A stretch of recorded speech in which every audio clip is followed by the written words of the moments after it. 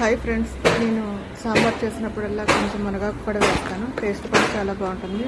మునగాకు కదా టేస్ట్ బాగోదు అనుకుంటారు, కానీ టేస్ట్ కూడా చాలా బాగుంటుంది. కరివేపాకు వేసినట్టే వేస్తాను. అలాగే ఇలా రెమ్మపలంగా క్లీన్ చేసుకుంటే అప్పటికప్పుడు కోసిన వెంటనే క్లీన్ చేసుకుంటే ఈజీగా క్లీన్ చేసుకోవచ్చు. ఇది కాసేపటి తర్వాత అయితే ఆకులు రాలిపోతే క్లీన్ చేసుకోవడం కష్టం. పురుగులు ఎప్పుడు కూడా ఈ ఆకు వెనకాల చిన్న చిన్న గుడ్లు పెడుతూ ఉంటుంది. అలాంటివి క్లీన్ చేయడం కూడా ఒక్కొక్కసారి కనిపించకుండా కూడా ఉంటాయి.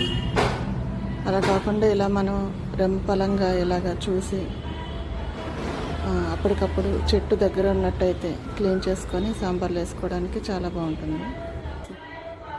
ఈ విధంగా ఆకుపలంగా రెమ్మపలంగా ఇలా క్లీన్ చేసుకుంటే మనకి వెనకాల ఏమైనా చిన్న చిన్న గుడ్లు ఏమన్నా అంటే పురుగు పెట్టిన గుడ్లు ఏమన్నా అంటే ఈజీగా క్లీన్ అయిపోతాయి.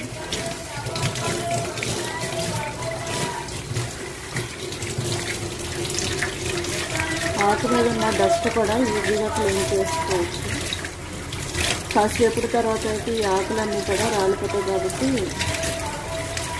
క్లీన్ చేసుకోవడానికి కష్టంగా ఉంటుంది. ఇలా రెమ్మపలంగా క్లీన్ చేస్తే మనకి ఈజీగా ఉంటుంది. మునగాకు ఎప్పుడు కూడా మనకి మీడియంగా ఉండాలి. మరీ ముదురుది కాకుండా మరీ లేతది కాకుండా ఉండాలి. అప్పుడే హెల్త్కి చాలా బాగుంటుంది. అలాగే పిల్లలు ఎవరైనా మునగాకు తినలేని వాళ్ళు ఎవరైనా ఉంటే ఇలాగ సాంబార్లో రసంలో వేసినట్టయితే అసలు వేసినట్టే తెలియదు, పిల్లలు కూడా ఇష్టంగా తింటారు. ఇలా మరిగే ముందు 5 నిమిషాల ముందు మునగాకు వేసుకుంటే చాలా బాగుంటుంది. ఫ్లేవర్ కూడా చాలా బాగుంటుంది, హెల్త్కి కూడా చాలా మంచిది.